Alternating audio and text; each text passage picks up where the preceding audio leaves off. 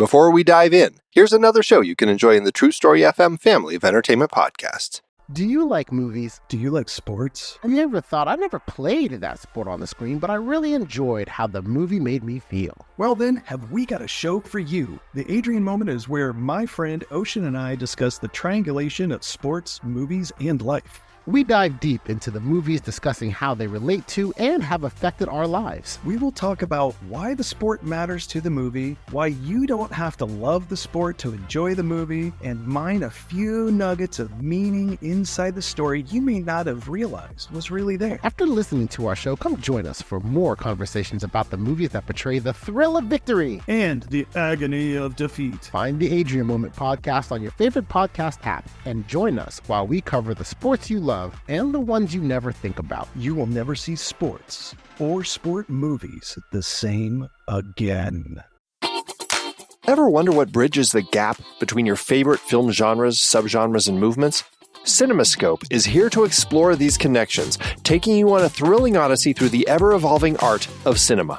I'm your host, Andy Nelson, and in each episode, we embark on a deep dive into the forces that sculpt the world of film. From the styles you know and love, like heist films or the French New Wave, to the ones you may not be as familiar with, like Turkish Yeşilçam or Brazilian Nordwesterns, my expert guests and I unravel the complex tapestry of storytelling, style, and innovation that defines the world of film as we unpack the myriad catalysts of change that shape these diverse styles. Whether you're a student of film, a creative professional, or simply a devoted movie enthusiast, CinemaScope is your gateway to a richer, more immersive film experience. Don't just watch movies, understand them, appreciate them, and revel in their artistry with CinemaScope. Subscribe today.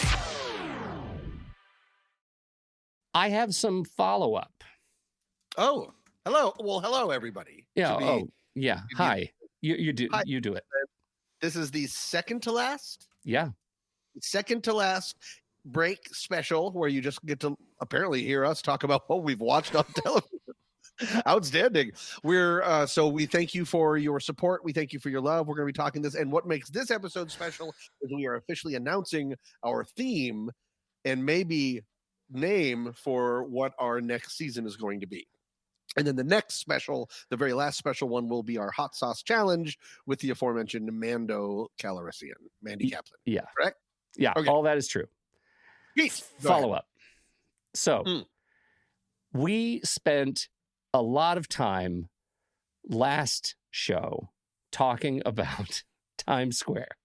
Do you remember? Oh, we talked about the ball dropping and how dumb that is. And did. It was like a revelation to me that this is the stupidest thing, and I've never thought it was stupid until that record. Yes. So get a load of this. One of the things we never really quite put a bow on is you asked the question, where does the ball go when it's not New Year's?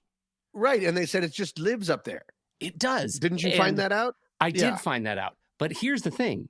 If you go to Google Maps or Apple Maps and you search for Times Square, the image, at least on Apple Maps, is from 2022, but it shows the ball and you can zoom in and see where the ball goes. Like the post that the ball is on is very tall. It's like 20 stories. And a reminder, everyone, we're talking about New Year's Eve, the ball that drops. I don't think we need to set a table again. Okay, yeah, so you can see all that. That's your job. Can we just say that? Setting table the table setting is going to be your job. Problem. If you don't understand it, set the table. Okay. Ball, New Year's ball. It's very stupid. And that was settled science. It turns out when the ball goes up on New Year's Eve, goes to the very top, falls down and meets this fake bottom. And then after New Year's Eve, when everybody goes home and takes off their diapers, the ball keeps going down and sits on the roof. There is a giant, if you look at it on maps on satellite, you can see that there's a fake facade, like a Hollywood backlot facade, that the ball slides down behind. And that's where it lives all year. Oh, so you can't see it from the street because it's hiding. It's hiding. It's behind a flat. That's like the marmot or the groundhog. It's hiding until it sees its marmot, shadow. Like that famous movie Marmot Day. Yes, that makes sense. So that's why I haven't ever seen it or noticed it or had it pointed out to me, is because it's in its hidey hole. But it just is waiting there for the end of the year. Wow, that's fun. I'm so glad I was able. I've been waiting a month to tell me that, to give you that. I wanted to do it live. That makes me feel less insane that I've never seen it, nor thought about it, nor had it pointed out to me. So thank you for your service, Pete. You're very welcome. How, pray tell, Tom, has the last month been for you? Good. I went to Minnesota. Oh, yeah. I visited friends of the show, Darnell Smith and his beautiful wife, Lauren Marlott Smith. And I was there. They have been saying they can't get anyone to visit during the winter because the Minnesota winter is no joke. Yeah. But they said it's magical. So I went out there and it was incredible. It was wonderful. We went dog sledding. We went on a fest. Stop it. We 1,000% did. There's this place that you just go and the Huskies take you around like this big frozen lake. I thought it was going to be a little bit more adventurous, but then I realized the only time I've ever seen dog sledding in movies is when they're chasing someone or being chased. Instead, this is kind of like getting on a horse that knows its track really well and just sort of going around. But unlike horses, this is dogs. And so dogs are amazing. Unlike horses, this is dogs. Isolate that. That's perfect. Because I care about dogs much more than I do horses. And so it's a team of 1, 2, 3, 4, 5, 6, 7, 8 dogs. The ones in the front are the only ones that are smart because they're the ones that know all the commands. The ones behind it are a little bit bigger, a little bit dumber. And then the ones that are nearest to you are just rocks. They have no idea. They're enormous. They're like, duh, duh. But they're doing actually all the work.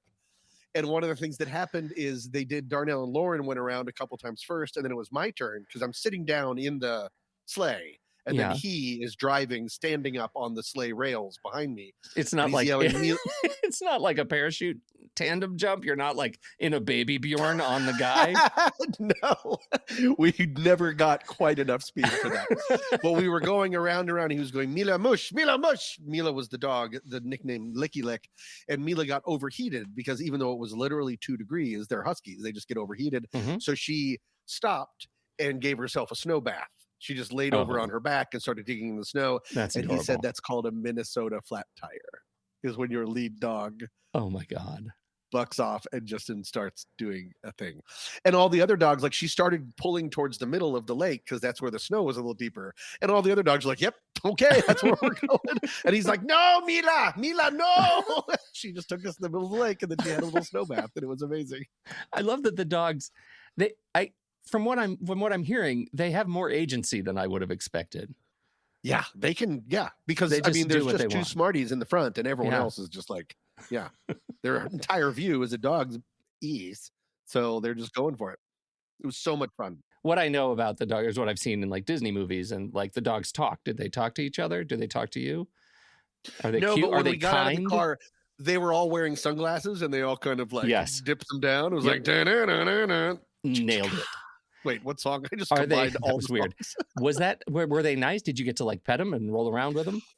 Well, they don't care about humans that much. These didn't. So they're not mean, but you go towards them and they just sort of keep barking at you, not aggressively, just sort of like, I see you. Yeah. And you try to pet them and they don't really care. There were only 2 of them that really wanted to be petted. One was Mila, Licky Lick, and she licks your face off.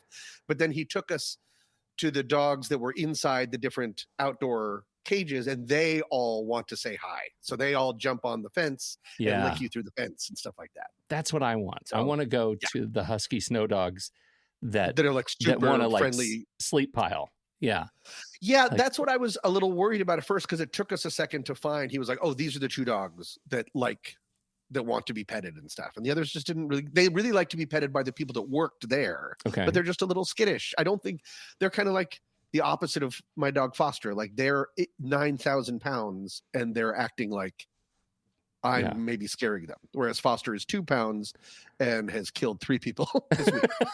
But it was really magical and very relaxing and sweet and fun. It was great. I loved it. How did it come to be that you were taken to a dog sled? What was that decision? Like, this is what we do in Minnesota, or this is how I get to work now? It turns out it's always been on their, I guess, bucket list, and they've just never gotten around to do it. Or they tried to do it once, but it didn't snow. Something happened. Either way, Lauren, Dash's wife, wrote me a text saying, hey, while you're here, we're looking at things to do. Would you be at all interested in dog sledding? And I wrote back in all caps, that's the only thing I ever want to do for the rest of my life. I was so excited. But I mean, yeah. Because they forgot that I'm a dog head. And it was a very dog-centric trip. It was wonderful. Their dog, Luther, is not, he remembered me, or he smelled Foster on my clothes, one of the two. Right.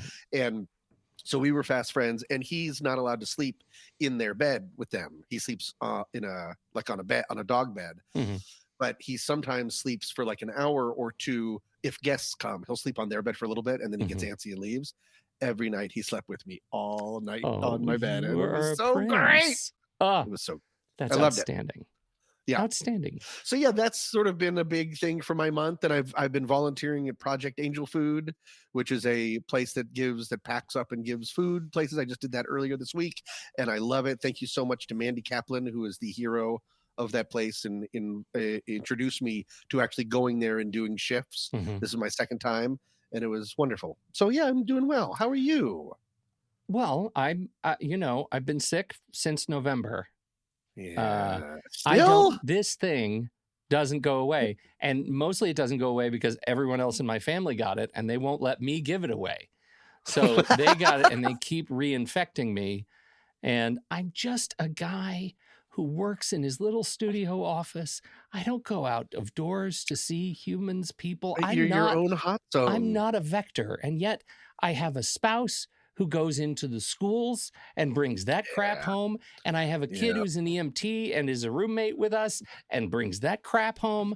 I am just like, they should study me because I've got it all. It all comes to my house and I live with it. And you're a long hauler. When you get sick, you get sick.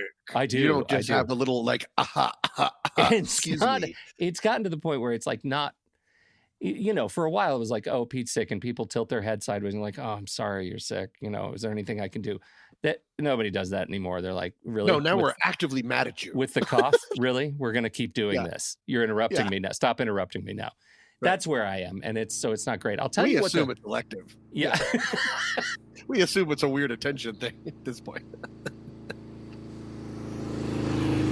Hey everybody, it's Pete. I know this is the time that you would have gotten to hear stories about Florida Man, QR codes on graves. Like there's some just bonkers stuff that we talk about in the rest of the show. But most importantly, we do the official reveal to members about what our season 10 is going to be all about. And that's a secret to the public. And that's you. So if you want to support the show and help us keep making the show, we would really love it if you would visit allthefeelings.fun and sign up to be a supporting member. You'll get all of the full versions of all of these member break episodes.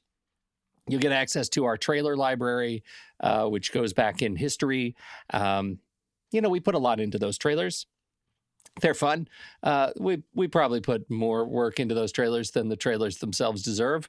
But we really like doing them, and we hope you like listening to them and that you think they're funny. And, if you do, you get to have those as a member. And of course, you get access to all of the episodes upcoming in the extended versions in your own personal podcast feed. So we sure hope you give it a shot as we gear up for season 10. It's coming in just a couple of months, but we have a plan now. And that's really important for people like us. We have a plan and we can't wait to unveil it publicly. If you want to hear it right now, become a member. The rest of this episode is sitting in your future use personal podcast feed. How do you, you can't shake a stick at that. Is that what they say? You wouldn't shake a stick at that kind of an offer. $35 for new people. Renewals are $25, renews annually.